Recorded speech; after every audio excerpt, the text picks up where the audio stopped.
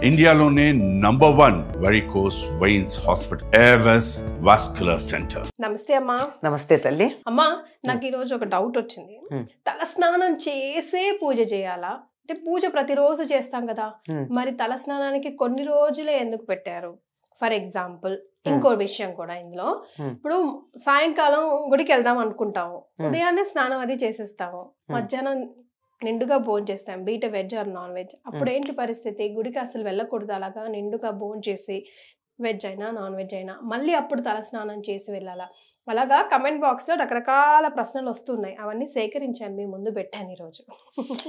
అసలు తల స్నానానికి అభ్యంగన స్నానానికి ఉన్న తేడా తెలియాలమ్మా. అభ్యంగన స్నానం అంటే నూనె రాచుకుని తలకి కుంకుడుకాయో షీకాయో ఈ రోజుల్లో ఏదో షాంపూనో పెట్టుకు రుద్దుకుంటారు.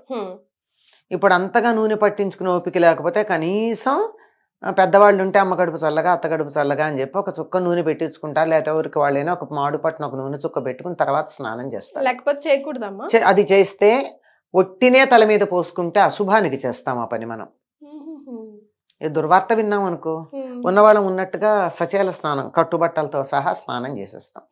అంటే ఒకవేళ బట్టలతో చేయకపోయినా కనీసం స్నానం చేసి బట్టలన్నీ అక్కడ తడిపి అక్కడ పెట్టి మరీ స్నానం చేస్తాం, అంతే కదా. అంటే అది సెంటిమెంట్, దాని వెనకాల ఏమైనా ఉందా అమ్మా? ఉందమ్మా, లేనిది మన సెంటిమెంట్లు అన్నీ కూడా వెనకాల సైంటిఫిక్ రీజనింగ్ ఉన్నవే అన్నమాట.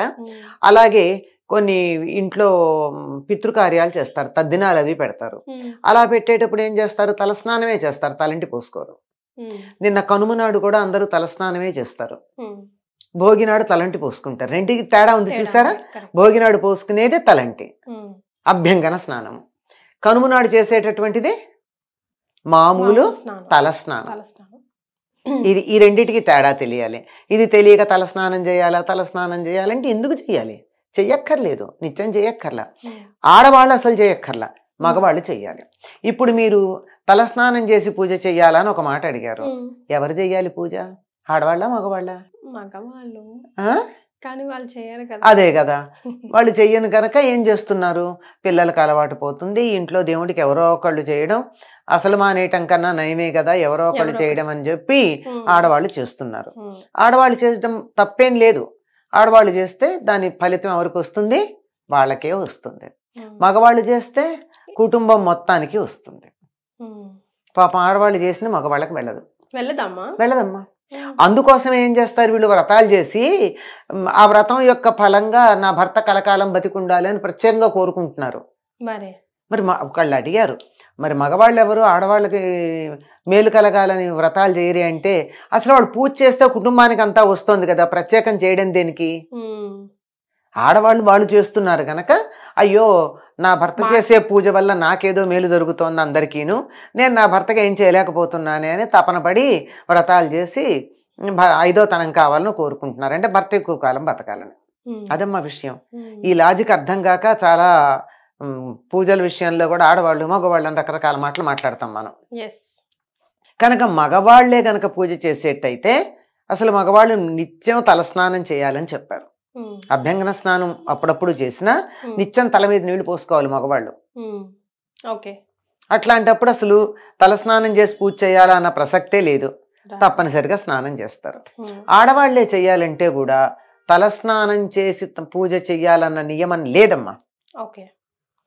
ఒక్క ముత్తైదువులకి కంఠస్నానం చాలు. అంటే భర్త బతికున్నటువంటి స్త్రీలు కంఠస్నానం చేస్తే సరిపోతుంది. కంఠస్నానం అంటే మనం మామూలుగా చేసేది. అందులో భాగంగా మొహం కడుక్కోకుండా అయితే చెయ్యం గాని తల మీద పోసుకోవాల్సిన పని లేదు అని ఉద్దేశం. దానికి ప్రత్యేకంగా వాళ్ళు చేసేది మాత్రం అభ్యంగన స్నానం చేయాలి. తలకు నూనె రాచుకుని అప్పుడు తలంటు స్నానం చేయాలి. తల అంటటం అంటే అది కూడా శనివారం బుధవారం ఏవో లెక్కలు చెప్పారు మన వాళ్ళు. సోమవారం అంత మాత్రమే చెయ్యాలి, ఆదివారం అస్సలు చేయకూడదు ఎవరును, ఇలాంటి మాటలు.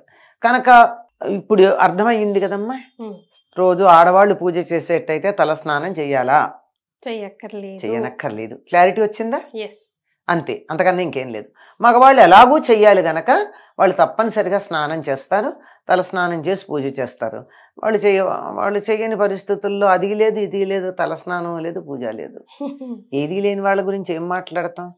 ఏదన్నా చేస్తే దాంట్లో మంచి చెడు తప్పు ఒప్పు చెప్తాం. అసలు ఏం చేయని వాడికి చెప్పేదే ఉంది, అదే సరైపోతుంది. ఎట్లా ఉంది. ఇంకా మీరు మధ్యాహ్నం సాయంకాలం పూజకి అన్నారు. సాయంకాలం పూజకి గుడికి వెళ్ళినప్పుడు హాయిగా కడుపు నిండా భోజనం చేసి పెడితే వెళ్ళొచ్చమ్మా, అందులో అనుమానం ఏం లేదు. కానీ మాంసాహారం తింటే అని అడిగారే, అడగడంలోనే తెలుస్తోంది కదా డౌట్ ఉందని. డౌట్ ఉందా? డౌట్ లేకపోతే ఎందుకు అడుగుతారు? అంటే ఇప్పుడు అమ్మవారి ఆలయానికి పర్వాలేదు అక్కడ నడుస్తుంది అని వెళ్ళిపోతూ ఉంటారు కొంతమంది, తిని తాగి పోలమ్మ పోచమ్మ హ్యాపీగా. అమ్మవారికి గ్రామదేవతలకి నిజంగా ఆహార నియమం లేదు, కానీ వాళ్ళ దగ్గరికి తలస్నానం చాలా అవసరం. మీరు చూస్తారు కదా, గ్రామదేవతల గుడికి వెళ్లే వాళ్ళంతా తలస్నానం చేసి పెడుతూ ఉంటారా లేదా? మాక్సిమం పెడతారు కదా, అదో పద్ధతి అనుకుంటారు. ఈ తిని తాగి అన్నది వాళ్ళ ఇష్టం అమ్మ, దానికి మనం చెప్పగలిగింది ఏం లేదు.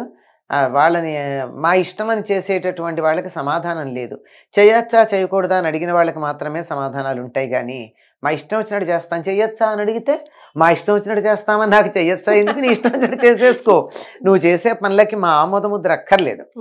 అది మంచి అయినా చెడైనా, మంచి చేసినా అక్కర్లేదు నువ్వు చేస్తున్నప్పుడు, చెడు చేసినా అంతకంటే అక్కర్లేదు. కానీ దేవాలయానికి వెళ్ళేటప్పుడు మాత్రం ఒకప్పుడు తప్పనిసరిగా పరగడుపున వెళ్ళమని చెప్పేవాళ్ళు. పరగడుపు అంటే ఏం తినకుండా వెళ్ళమని. కానీ ఇప్పుడు అది ఎవరు పాటిస్తున్నారు? ఏమన్నా అంటే మాకు మందులు ఉన్నాయండి, టాబ్లెట్లు వేసుకుంటున్నాం. నాకు ఆశ్చర్యకరమైన విషయం ఏమిటంటే థైరాయిడ్కి మందులు వేసుకుని మేము టాబ్లెట్ వేసుకున్నాం కనుక బ్రేక్ఫాస్ట్ చేయాలండి అని చెప్తున్నారు. థైరాయిడ్ పరగడుపున వేసుకోవాలి, దానికి తినాలని నియమం లేదు. కానీ వీళ్ళు తినడానికి థైరాయిడ్ టాబ్లెట్ వేసుకోవడం అన్నది వంకగా చెప్తూ ఉంటే అసలు ఇంత దొంగతనం ఎందుకు? ఆత్మవంచన దేనికి? నాకు టిఫిన్ తినాలి నుండి తిన్నాను అని చెప్పు, అంతేగాని మందులు వేసుకుంటున్నాను గనక తినాలని ఏం లేదు. బీపీ టాబ్లెట్లకు కూడా అక్కర్లేదు, కొంచెం తినాలి కదమ్మా, అక్కర్లేదు. కాఫీనో టీనో చాలు, అంతే. మరీ ఎక్కువ వేసుకుంటే తప్ప ఒకటో రెండో వేసుకునే వాళ్ళకి ఏం పర్వాలా. బేసిక్ రూల్ మనకు చెప్పిన రూల్ అయితే పడిగడుపునే వెళ్ళాలి గుడికి పరగడుపున పెడతాం. లేదు సాయంకాలం వెళ్ళామనుకో, మధ్యాహ్నం భోజనం అయిపోయింది కదా, 5-6 గంటలు అయింది కదా భోజనం అయ్యాక, ఏం పర్వాలేదు. వీలైతే మామూలు స్నానం చెయ్యండి, అది మంచిది, బట్టలు మార్చుకుని పెడితే చాలు. అంతకన్నా పెద్ద నియమేమీ అక్కర్లేదు. అంతే. ఇక్కడ ఉంటుంది. అసలు మనం ఏమనుకుంటున్నాం, ఇప్పుడు నేను అడిగేటప్పుడు మీరు అన్నట్టు కొంచెం అమ్మ నాన్ వెజ్ తిని గుడికి, అక్కడే అర్థమైపోయింది కదా, అడగడంలోనే తెలుస్తోంది కదా. అది నాన్ వెజ్ అంటేనే సాత్విక ఆహారం కాదు. సాత్విక ఆహారం కాదన్నప్పుడు పూజలకి వాటికి పనికొస్తుందా? కానీ గ్రామ దేవతలకు ఇస్తాం గనక అంటే ఇస్తాం సరే. ఇప్పుడు నేను ఇంట్లో మామూలుగా కూడా పండు దేవుడికి నైవేద్యం పెడతా కదా అని చెప్పి స్నానం చేయకుండా పాచిబట్టలతో దేవుడికి పండు నైవేద్యం పెడతానా? పండే, కానీ స్నానం చేయకుండా పెట్టను కదా. మరి అట్లాంటప్పుడు అక్కడ నాన్ వెజిటేరియన్ తిని వెళ్ళడం అనేది అమ్మవారికి పెడతాం కదా మేము తింటాము అన్న దానికి ఎలా అన్వయం ఆలోచించండి. తాము చేసే పనిని సమర్థించుకోవడం కోసం రకరకాల లాజిక్స్ వస్తాయమ్మా. ఆ లాజిక్ పక్కన పెట్టి నేను చేసే పని నేను సమర్థించుకోవటం లేదు, తప్ప ఒప్ప అని ఎవరికి వాళ్ళ మనసు ప్రశాంతంగా ఆలోచిస్తే వాళ్ళకే తెలుస్తుంది. ఎందుకు దొరకదు? ఇప్పుడు అడిగేటప్పుడే, ఇప్పుడు మామూలుగా నేను పప్పన్నం తిని గుడికి వెళ్ళొచ్చా అని ఎవరు ఎందుకు అడగరు? నాన్ వెజిటేరియన్ తిని వెళ్ళొచ్చా అని ఎందుకు అడుగుతున్నారు? అంటే అక్కడ ఏదో తప్పు అని తెలుస్తోంది. అందువల్ల నేను తప్పు చేస్తాను, నువ్వు ఆమోదించు, దీనివల్ల వచ్చే పాపం ఏదన్నా ఉంటే నీకు వస్తుంది, నేను హాయిగా పుణ్యం తీసుకుంటానని చెప్పేటటువంటి పద్ధతి. చాలా విషయాలు వీలైతే తినకుండా ఉండడం చాలా మంచిదమ్మా. అనుకోకుండా తినడం జరిగిపోయింది, అనుకోకుండా గుడికి వెళ్ళే అవకాశం దొరికింది, అలా ఉంటాయి కదా పరిస్థితులు. మరీ ప్రతిదాన్ని అలా స్ట్రిక్ట్ గా పట్టుకుని రూల్స్ యంత్రాలం కాదు కదా. అట్లాంటి సందర్భంలో స్నానం చేసి వెళ్ళాలి. వీలైతే తల స్నానం చేసి వెడితే మంచిది. తలస్నానం ఎందుకని చెప్పాలి అక్కడ? అభ్యంగన స్నానం అనలా నేను, తలస్నానం అన్నాను. మీరు గమనించాలి. యా అంటే చేసింది తప్పు పని గనక క్షమాపణ కోసం చేసుకునే స్నానం అది. ఓకే, అట్లీస్ట్ మనకే హ్యాపీగా అనిపిస్తుంది, అనిపిస్తుంది. అట్లీస్ట్ బాత్ చేసి వెళ్ళాని అన్నట్టు. కానీ కొత్త చీర కావాలమ్మా ప్రతిసారి? ప్రతిసారి అక్కర్లేదమ్మా. మనం మామూలుగా ఉతికి ఆరేసుకున్న చీరతో మనం పూజ చేసుకోవడము అన్నీ చేస్తాం. పట్టు చీర కట్టుకున్నాం, పట్టు చీరతో గుడికి వెళ్ళాం, అనిపిస్తుంది కదా ఇంట్లో ఉన్న పాత చీర కాకుండా పట్టు చీర కట్టుకోవాలని. ఆ పట్టు చీర గుడికి వెళ్ళినా పూజ చేయాలన్నా దాంతో భోజనం చేయకుండా ఉన్నంత కాలం అది పనికొస్తుంది. ఒక్కసారి మీరు భోజనం చేశారంటే అది మళ్ళీ మనకి పూజకి పనికిరాదు.